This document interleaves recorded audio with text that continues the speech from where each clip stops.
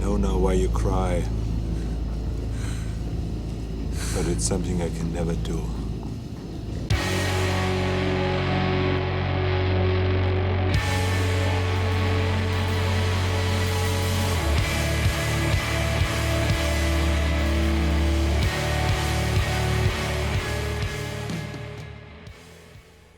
Welcome once again, my fellow manipulators of Digital Fate. I'm Richie, this is Capricorn, and today we're back at it with another standard deck tech straight out of Edge of Eternity standard.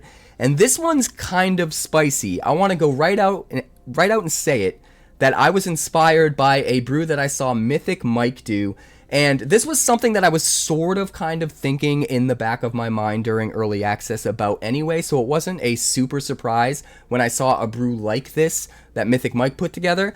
But I saw just how crazy it could be and some of the card selections that I haven't quite thought through enough at the time, and it really inspired me to try to take it to the next level and do my own version.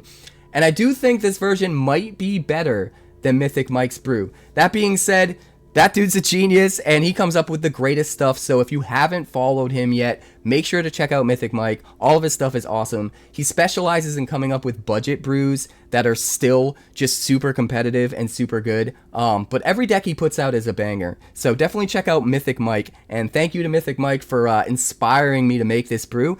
But like I said, I do think we have some upgrades. So this one is called Terminator. We're using Emissary Escort. We're making it super big, super quick with creatures that have affinity for artifacts so that we have a huge casting cost down super quick, way earlier than we should. That buffs the Emissary Escort into high hell. We're using Pinnacle Emissary, and the couple of upgrades that I've added, we're using Leyline Axe, we're using Synthesizer Labship. We've got some really spicy things in here that I think just take the deck to the next level, and I'm pretty excited about it. Before we dive in and break down the deck, please like the video. Helps me get it out to so many more people. It helps the channel grow, and I honestly appreciate it so much. I know some of you guys have been liking every single video. I see you doing it, and I appreciate it, so thank you, thank you. Also, if you're new here, make sure you subscribe so you never miss an upload. I have some spoiler videos on the way. I also have a deck tech dropping every single day.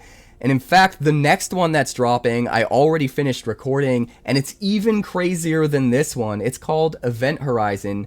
You'll see when we get there. It's nuts.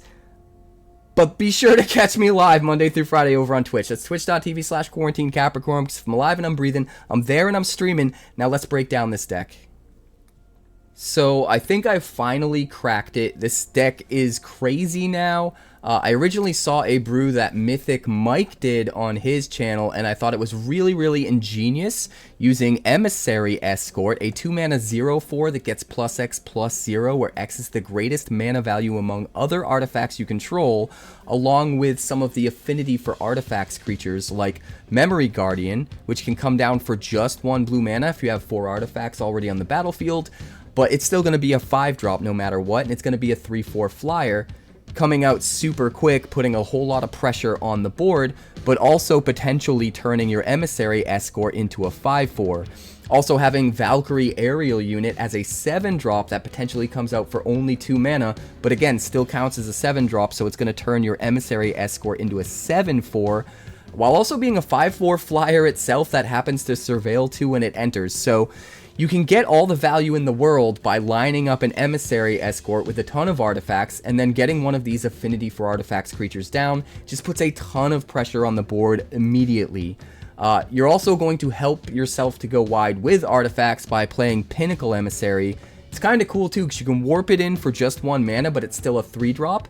So for 1 mana, you could turn your Emissary Escort into a 3/4, and then also get a bunch of 1/1 flying tokens for however many artifacts you play for the rest of that turn. And then eventually, you hard cast the Pinnacle Emissary, you keep it in play forever, and start to get even more 1/1 flyers off of the artifacts that you're playing. But all of that is taken to the next level by a few key cards that it just felt like something was missing, and I pushed myself and pushed myself and pushed myself, and I think I pretty much figured it out. So we're running 4 copies of Leyline Axe. Not only can this start on the battlefield and give one of our huge powered creatures double strike and trample a little bit later on, but it starts on the battlefield as an artifact, which means all of these affinity cards are basically starting with a head start of a 1 mana cost reduction if our Leyline gets out onto the battlefield. In addition, we're running 4 copies of Scene of the Crime, and I kind of overlooked this card at first. I thought it was going to be too slow because it enters tapped no matter what, but regardless of it entering tapped, it does count as an artifact itself and can easily help us get these affinity creatures out just that much sooner. So even though it slows us down a little bit more on like turn 1, it actually speeds us up by turn 2, 3, 4, and can get really, really crazy. Not only that, but we have to tap an untapped creature to add a mana of any color rather than a colorless. And it's actually a lot easier to do that in this deck because we're making those 1/1 Thopters that we're, or drones rather, that we're constantly spitting out with the Pinnacle Emissary. We can easily just tap one of those down in order to sort of do our thing. There's also a bunch of other things we can pretty easily tap down in the early game. We have 3 copies of Rust Harvester as our removal of choice, mostly because it's just a 1-drop artifact that can trigger our Pinnacle Emissary, as well as putting another creature on the battlefield that's hard to block because of the menace. And even though our plan A isn't to wind up with artifacts in our graveyard to exile with this thing, it's a really nice plan B. Not everything we play is going to stay on the battlefield. If it does, we're probably winning anyway. But if our opponent starts to remove things, Rust Harvester very quickly becomes a super efficient piece of removal. The first time you use it, you're paying 2 and doing 2 damage to whatever you want, while also ending up with a bigger menace creature because of it. And then it just gets crazier from there. Next time it's 2 mana for 3 damage, 2 mana for 4 damage. So as a really cool plan B after our opponent starts to deal with our stuff, I think Rust Harvester is really, really good piece of reusable removal. But even before you get there, it's an artifact that's going to trigger your Emissary. It's going to go wide for just 1 more mana to get our affinity for artifacts on board sooner. And I think it just kind of does everything the deck wants. We also run 3 copies of Synthesizer Labship. This was another card that I overlooked, and it kind of makes the deck, to be completely honest. Once you get this thing stationed up to just 2+ counters, it turns any artifact into a 2/2 with flying until end of turn at the beginning of every combat. And this can be used in a few different ways. Even if you don't want to swing in with that 2/2 flyer, it's another thing that can station the Labship to potentially get it to 9+ counters quicker so that you have a flying Vigilance 4/4 on board. And because you're making a ton of tokens that aren't really super relevant, that you don't necessarily mind tapping down in order to station the Labship, you really have no opportunity cost to just get this stationed up to 2, and then every turn for the rest of the game, one of your redundant little artifacts that's just sitting there that would otherwise do nothing can just become a 2/2, tap down to station this again, and get you to that 4/4 flying Vigilance way quicker. But sometimes you're just racing your opponent, and so you can turn it into a 2/2 flyer that can get in for damage, and this is where things get really crazy. You can target the Emissary Escort with the ability, since technically it gets +X+O, where X is the greatest mana value among other artifacts, and it starts with a base power of 0. Turning it into a 2/2 flyer means it's basically just giving it flying and a 2 power buff. Sure, it brings down the toughness to 2 rather than 4, but this thing being able to swing in for 2 more power on top of whatever buff it's getting is insane. Even if you just have the Leyline Axe down and this thing's a 4/4, now you target it with the Synthesizer Labship, it's swinging in as a 6/4 in the air that only ever costs you 2 mana. And if you get to the point where you're out of gas and you decide to put your mana into equipping the Leyline Axe, you get in for double that damage, actually more than double, because it also adds a +1/+1 along with the double strike and the trample. So things can get really, really crazy really quick.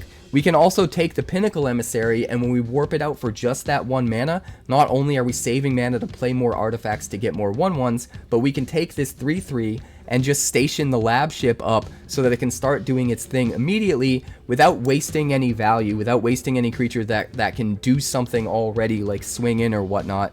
We're also running 4 copies of Clockwork Percussionist. It's another creature that can help station up the Labship. It's another 1-drop artifact that helps us go wide for affinity and triggers our Pinnacle Emissary. But most importantly, it's a little bit of card advantage. If we chump block with this to prevent some of the aggro damage coming in or whatnot, we can get another card to play. We can keep snowballing value, which is really important. We've also got 4 copies of Kavaron Harrier. Initially, I cut this from the deck, and I didn't think it was good enough, because I thought the ability was a little bit redundant. You have to pay 2 mana when you swing to make a 2/2. That 2/2 gets sacrificed at end of combat, and you're paying more mana to make the 2/2 than the cost reduction you're getting from the 2/2 for your affinity stuff. So when I looked at it sort of inside a box, I was like, why would I pay 2 mana? This thing's just gonna go away, and it's only gonna reduce the cost of my affinity cards by 1. It's also not casting an artifact when you use that ability, so it's not triggering my Pinnacle Emissary. It feels a little bit redundant, but there's 2 important things I want to note about this card. First of all, just being a 1-drop 2-power artifact creature is super relevant. It's another 1-drop artifact that helps us go wide for affinity, that triggers the Pinnacle Emissary, and it's also a 2-power creature that can immediately station a Synthesizer Labship without the help of any other creatures. So just those 2 things alone, I think, makes it worth using. And then you factor in some of the additional synergies we can layer on top. Yes, you do have to sacrifice the token that you make at end of turn, but if you happen to have a Gleaming Geardrake out, a 2-mana 1/1 flyer, when it enters it investigates, so it gives you 2 artifacts for 1, and whenever you sack an artifact, you put a +1/+1 counter on this creature. So if you happen to have that out, when you do use the ability and swing in, and then you end up sacrificing that 2/2 at end of turn, it does count as sacrificing an artifact, and so the Geardrake actually gets bigger. So there's a little bit of extra silver lining value as well. I would really love to fit 4 copies of the Geardrake, but I think 3 is the right number. There's just too many cards that want to be in this deck, and it's hard to make room for them all. In addition to the 3 copies of Gleaming Geardrake and the 4 Emissary Escorts, we also have 4 Dowsing Device in the 2-drop slot. This is just a great artifact, helps get us a little bit of a power buff and some haste as we're curving out, which can help us to just sort of race our opponent super crazy. But also it flips into Geode Grotto, which helps in a couple different ways. Just getting another land online and it feeling like you had 2 land drops in 1 turn without having to waste mana to do it kind of feels awesome all by itself, and sometimes lets us play a whole nother card a whole turn sooner, and that really matters. But also, once we get to 4 mana total, we can use the Geode Grotto to just give one of our flying creatures +X/+O, and even potentially haste until end of turn. And because we go so wide with artifacts, that +X ends up being an insane amount, and sometimes we just win the game outright by all of a sudden buffing like one of our flyers and just going nuts and swinging in for lethal out of nowhere. So I think Dowsing Device is good for a number of reasons. We're also running just 1 cheeky copy of Zoetic Glyph. This is another card that I absolutely love in this deck, and I would love to add more copies if I could, because of the way it synergizes with multiple cards in the deck. But I think we do need to keep our threshold of artifacts to actually play to trigger Pinnacle Emissary and give us affinity for our Memory Guardian and Valkyrie aerial unit. I think we need to keep that number super high. So I only really want to risk just playing the 1 copy, but I do think the 1 copy is worth it. You turn one of your creatures into a 5/4, and if this gets put into the battlefield, the graveyard from the battlefield, you get to discover 3 as well, which is actually super good, because if you put this on an Emissary Escort, it works the same way as the Synthesizer Labship. So this will become a 5/4 and still give itself the biggest possible buff. It could be a 9/4 if you have a Leyline Axe down with a Glyph on the Escort. It could be even crazier if you happen to have Valkyrie aerial unit down, which is a 7-drop, turning it into a 7/4. With the additional 5/4 of the Zoetic Glyph, you actually end up having a 12/4 that can swing in, and you could potentially equip the Leyline Axe. So things can just get really, really crazy out of nowhere. You can also just put Zoetic Glyph on like the clue token you make, or whatever artifact you want. You could put it on your Synthesizer Labship if you really feel like it. You could put it on your Leyline Axe, since you're going to start the game with that and play a lot of times anyway, and it's just another relevant threat. And then when they get rid of the threat, you get to roll the dice and try to find something else. Maybe you hit a Pinnacle Emissary, maybe you hit another Emissary Escort. No matter what you hit, you're getting value back. So I think no matter which way you slice it, the one copy of Zoetic Glyph is absolutely worth running. Like I said, I would love to add more copies, but I don't want to get too greedy. I want to keep my threshold of artifacts high so we can make sure and keep triggering the Pinnacle Emissary. I don't ever want multiple copies of this stuck in my hand, and I do think the Labship is just a little bit better because it's so efficient. It only costs you 1 mana, and not only does it get value out of its ability as soon as you get it up to just 2 charge counters, but it becomes a relevant threat later in the game itself that can also block and help you win the race against aggro. So I think the deck is actually kind of nuts now. I think the upgrades make a huge difference, but if you don't believe me, let's check out the games. Alright, we're going to keep this. This looks fine. We'll start with a Rust Harvester on 1.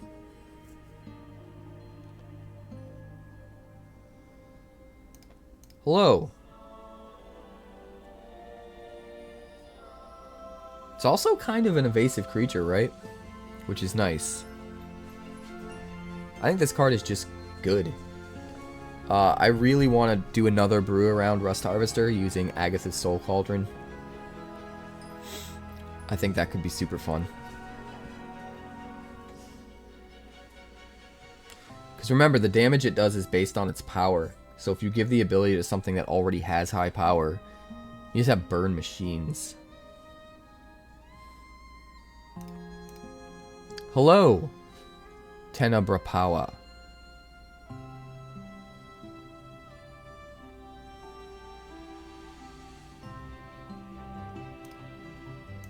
Your go, friend.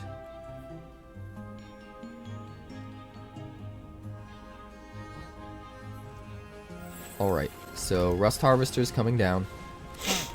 I think we Dowsing Device on 2. I don't think we Emissary. Could be wrong, but I don't think so.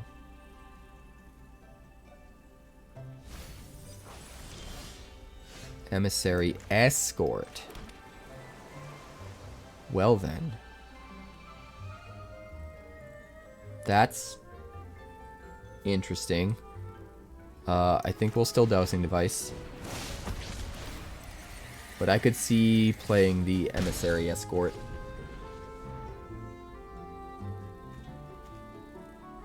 I could definitely see it.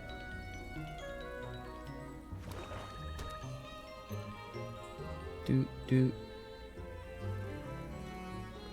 Doot doot.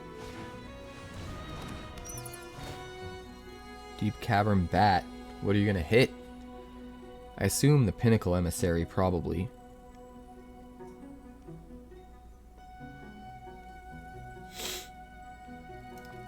Very nice.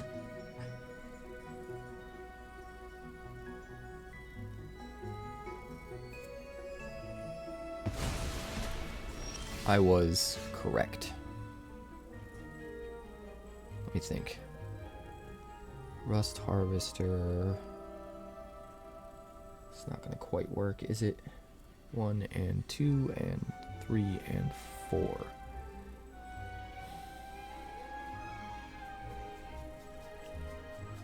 I think it's probably just best to do this. And swing for 4.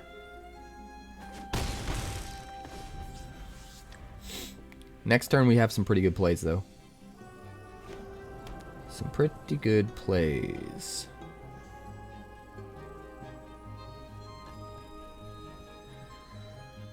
Do we want to actually be able to swing with the Memory Guardian? That's the question.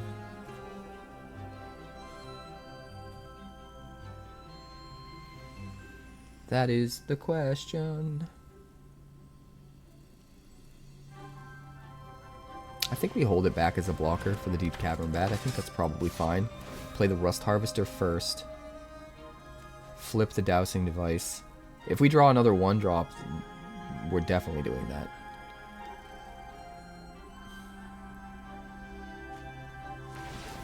Alright, Inti puts a counter on the Deep Cavern Bat. You exile a Questing Druid.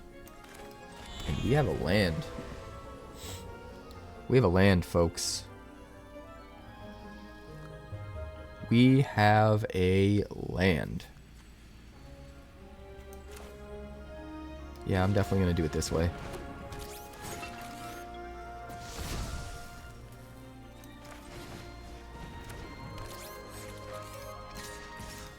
Smash, smash, smash. Get in for 10.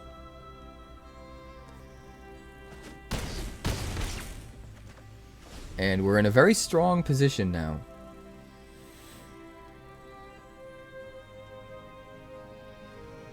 Very strong position.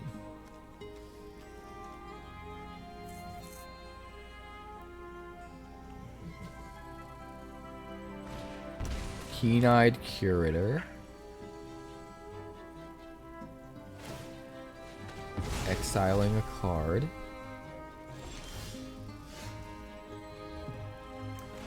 I mean, do we just buff something?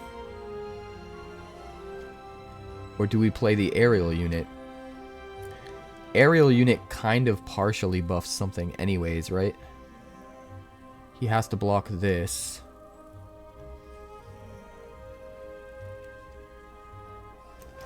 Let's just do this. Surveil 2. Dump you. Harrier.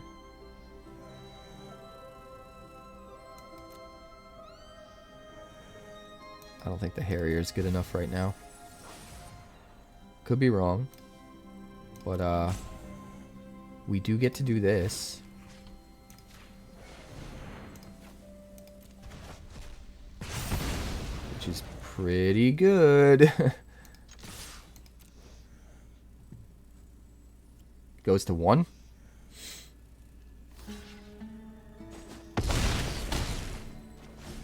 Pass the turn. Bandit is snoring again.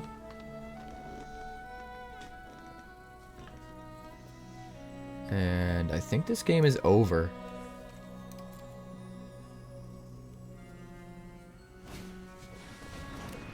I think this game is over.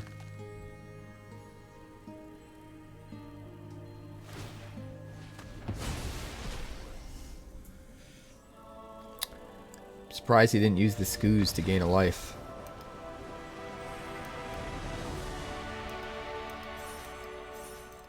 This hand is kind of weird. I think we have to toss it back. If we had an island and we could have made the Synthesizer Labship play on 1, I actually think we keep it. Because we draw any artifact and we're off to the races. But I think we're just barely out of range of doing anything realistic here. So we will mulligan. We will keep 6. We will toss back. Let me think. Turn 1 Percussionist. Turn 2 Escort.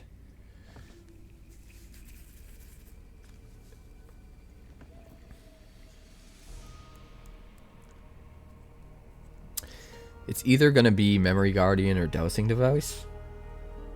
I think it's Memory Guardian. We'll submit the Leyline Axe.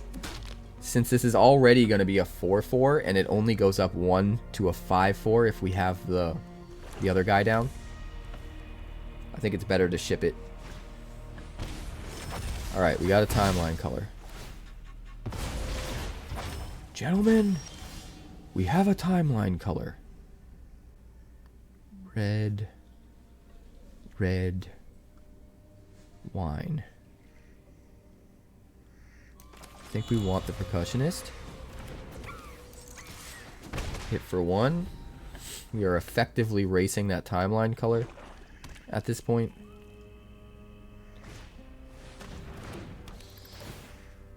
Deep Cavern Bat. What you gonna hit? I assume the Escort? Dowsing Device gets a lot worse without it.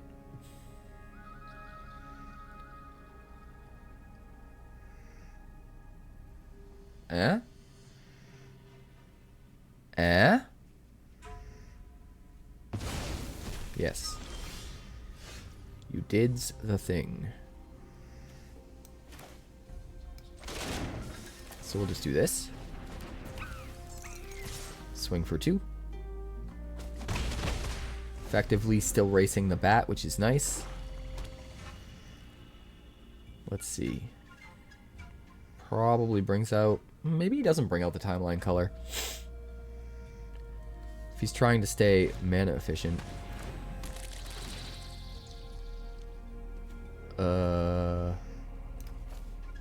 Discard the Verge.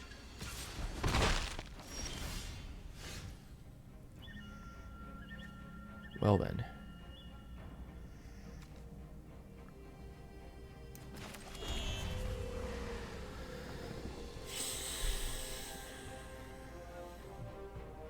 I mean, I guess we just do this.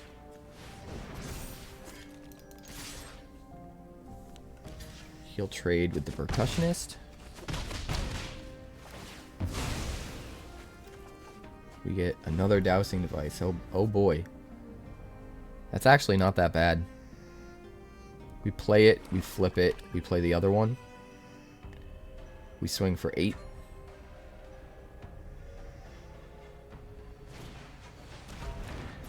And in fact, if we draw a 1-drop red card, we can even play another card afterwards. Oh, never mind. Never mind. He's got another Virus Beetle.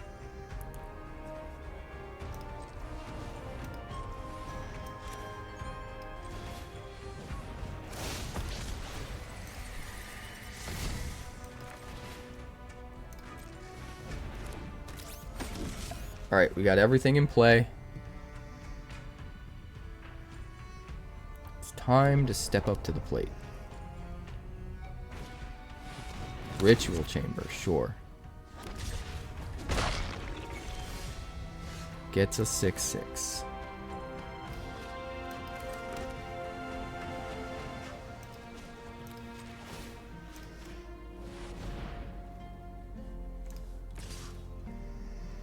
Swing for 12.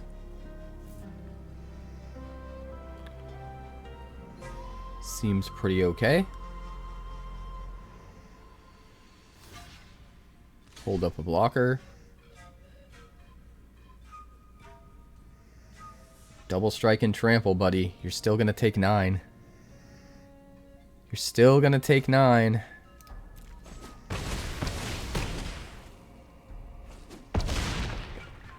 Oh, baby. Now he has to kill the Percussionist. And we can get some card advantage when he does. It's a bummer that our Escort can't block anything effectively. But it is what it is. Unlocks the Annex. Demolition Field the Grotto. Sure. Find our 1 mountain.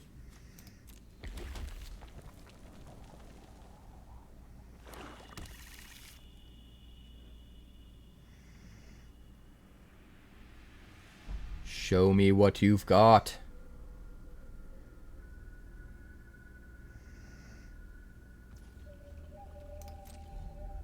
You gonna swing?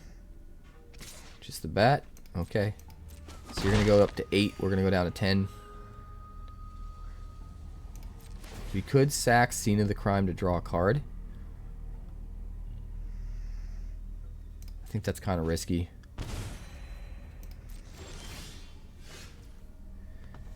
Dowsing Device. Oh boy.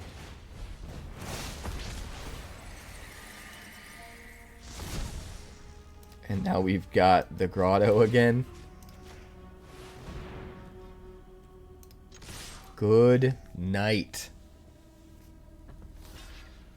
Good night, bro. Oh my goodness. Oh my goodness. What a win. What a win. This looks interesting. We'll try and make this work. We've got 2 Leyline Axes, which is pretty wild. I think we want you and you. Get in for 1. There's no way he trades.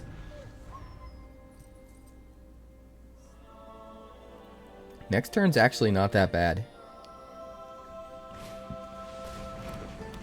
Tifa. Canal.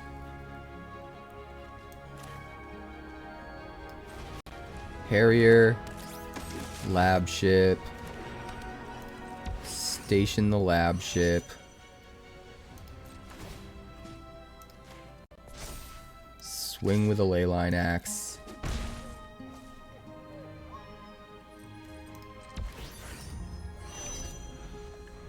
Station up the Labship a little bit more.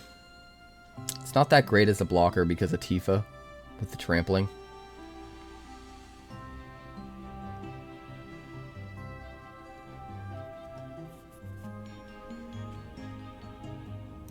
Hello. He does have a land. Interesting. Alright, so he'll what? Swing for 3 or for 4? Oh, he's got a bushwhack. Gets a land, can't play it.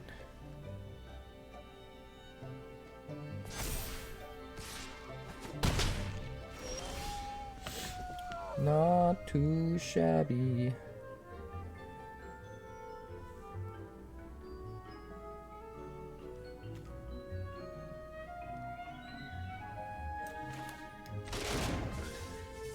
We'll go Escort.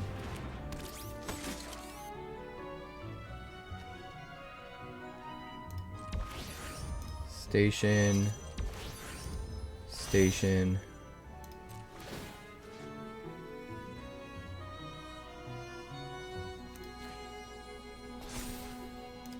Swing, swing. Honestly, we should probably just swing with the Percussionist too. There's no way we're going to block Tifa with it. We got a 4/4 ready to block Tifa and trade if we need to. Landfall gets her up to 4. Token goes 5. Hard hitting question, sure. That's quacktastic. The Escort can swing for 8 next turn. No, 10. Crazy. Oh, you dummy. He doesn't realize it. He doesn't realize.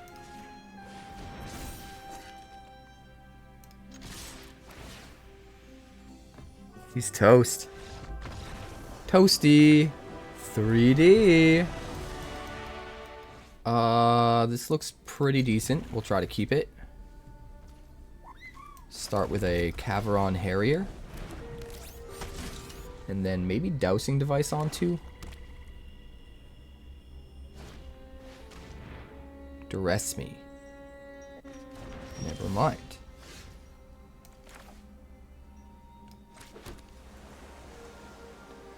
Never you mind.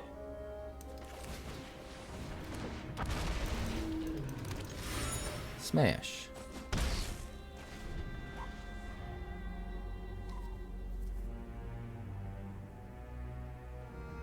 What else?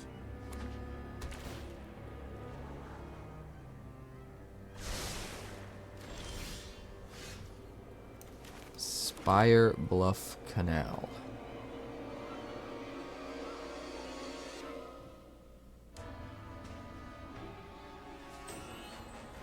I don't really know what I want to do here. Guess we just swing. Decline. Hard cast the Pinnacle Emissary. Set up for next turn.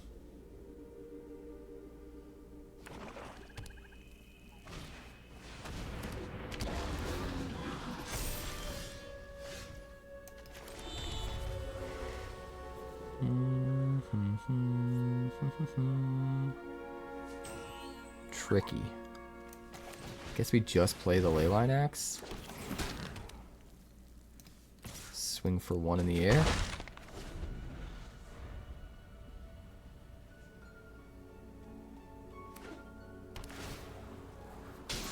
Equip the Leyline Axe to the Pinnacle Emissary, and we're swinging in for 8.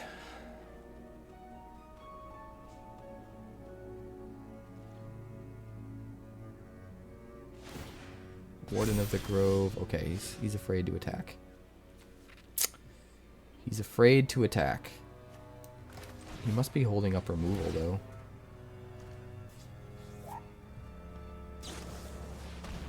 Nowhere to run. That was a mistake, my friend. We still get the trigger.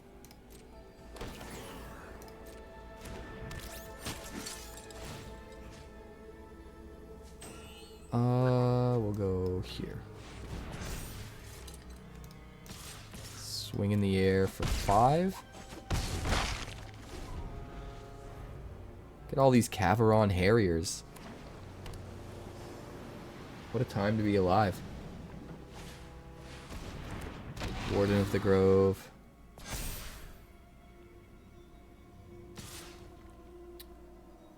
No blocks. Decides to get counters, though. That's kind of interesting.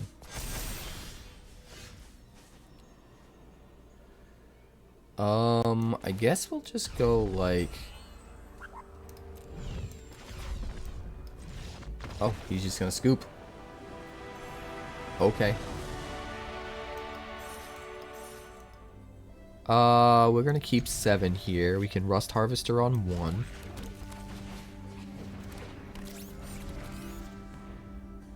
I don't know how I want to do the Pinnacle Emissaries, though.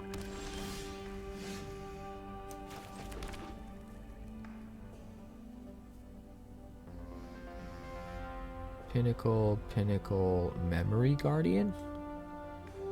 Yeah, I think that's what we do.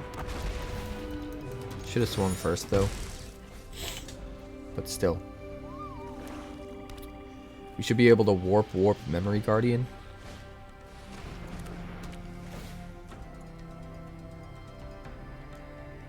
Honestly, we'll get rid of the Rust Harvester, because we get a counter on the Geardrake from sacking it.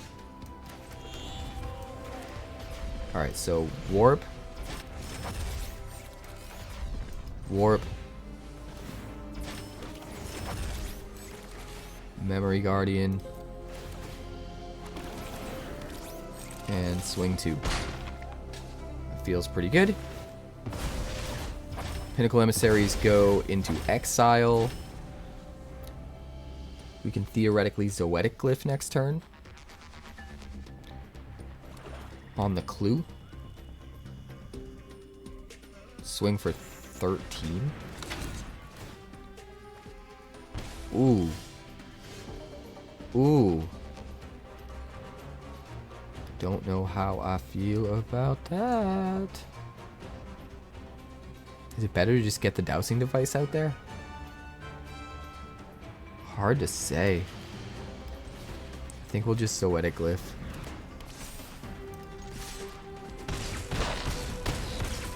Now he has to get a demon out or his Annex kills him.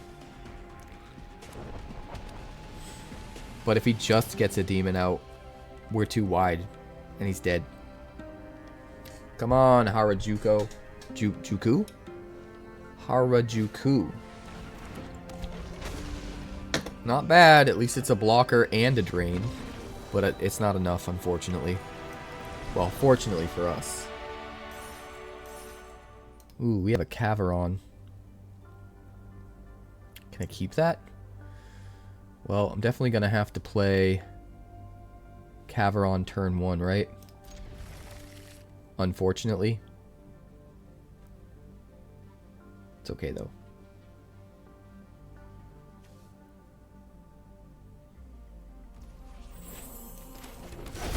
It's okay.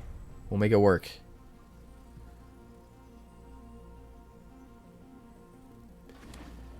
I think we want to start with the Geardrake, to be honest.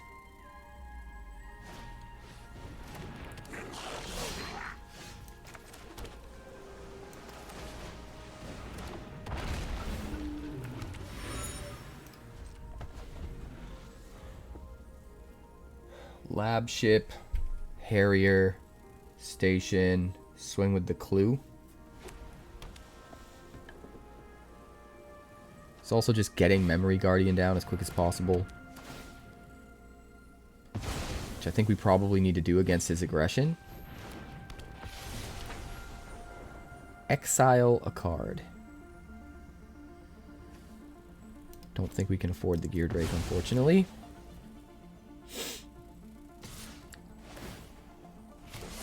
Hits for 2. Does seem like he's kind of running out of gas, though.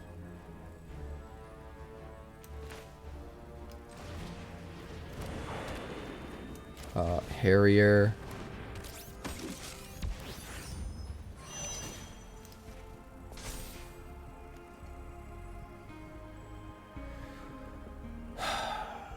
No attacks. We'll use the 2/2 to station. I like that the creatures it makes can just station it even more.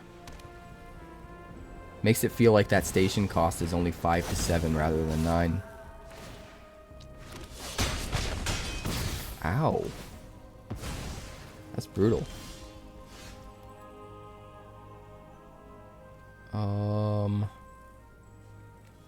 The obvious play here is Rust Harvester,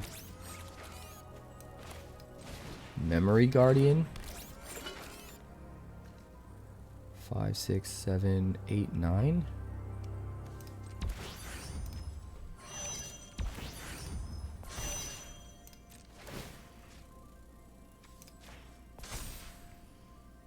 Swing for 6.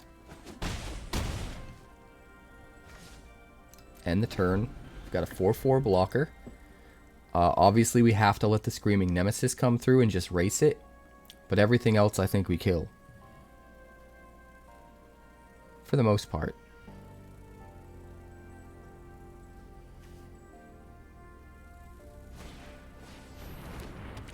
Voice of Victory. Well, you don't have the 2 mana left to sack the Stadium Headliner now.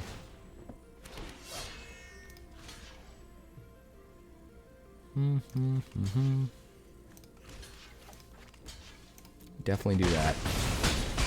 Go to 7. It's going to take him 3 turns to kill us with just the Screaming Nemesis. If he has to do that. Let's see, we got 3 mana. Guess it probably makes the most sense to do this.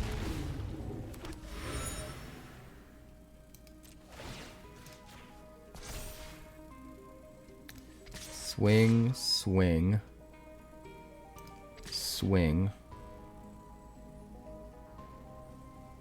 Puts him at 3. End the turn. If we have to, we can block the Screaming Nemesis with the Gleaming Geardrake. We'd only take 1. I don't think that's what we want. But let's see what happens. If he kills the Labship, we can at least double block the Voice of Victory with the Harrier and the Geardrake. Oh no. That's rough. That's rough.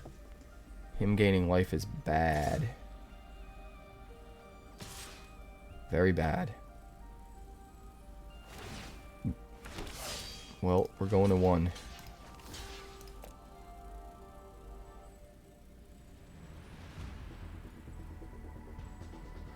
We are going to 1, boys.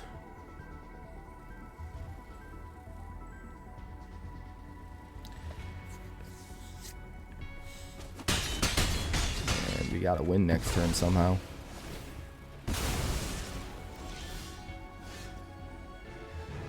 Somehow, some way. We can only do 1 extra damage with this if we sack with the clue.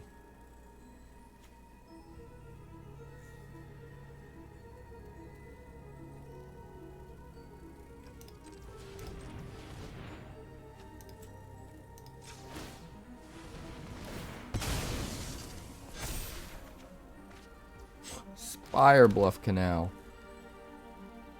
Yeah, we're just dead, unfortunately. We just couldn't quite deal with the Screaming Nemesis. Got him to 2, though. That is kind of admirable. This is just hard. Screaming Nemesis with Shelter by Ghosts, and our only removal is damage-based. That was always going to be tricky for us to deal with. That was always going to be tricky.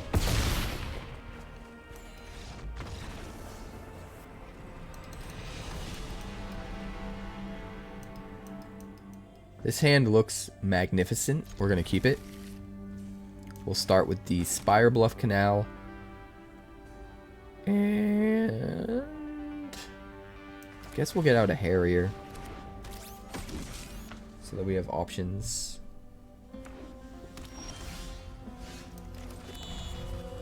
Well then.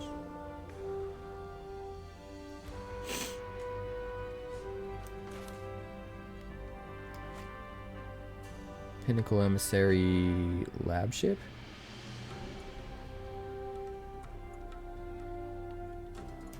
Let's just get out the Emissary Escort and swing 2.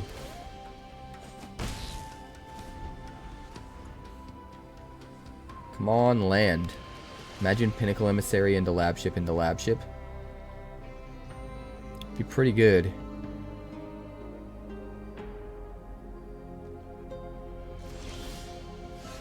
Leyline Axe.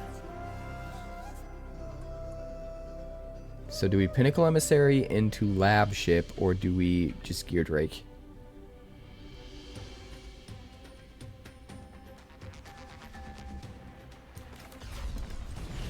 Let's just do it.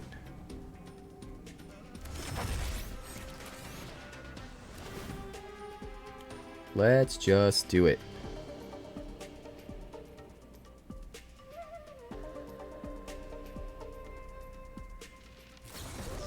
Negate.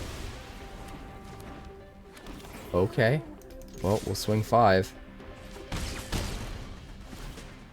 That is not the greatest spell for you this turn. We are way ahead on board.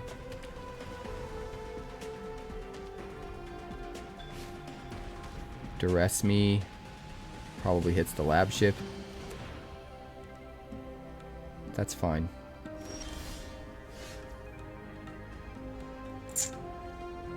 Mana. Maybe we should have just swung with the Harrier and used its ability. But we only lose out on 1 damage because we're buffing the Emissary Escort by 1. So it's not the worst ever. He's gonna go to 8. Does he have a way to deal with our board? Does he have some kind of a sweeper? That's the question.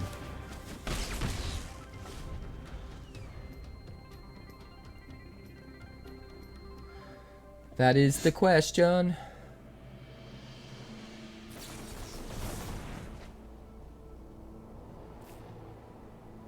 Three steps ahead. How many steps ahead? 3. 3 of them.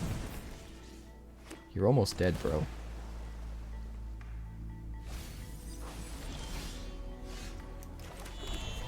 Another Verge. Makes sense to just do this, in my opinion. We'll swing for 4. Put you to 6. What else you got?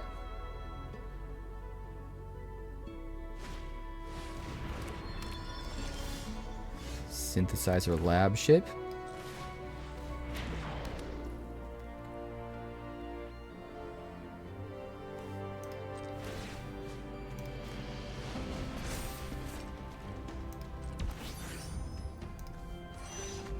Aww.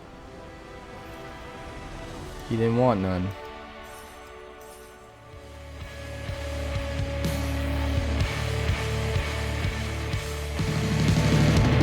Thanks so much for checking out my channel. I'd like to give a huge shout out to all of my patrons over at Patreon.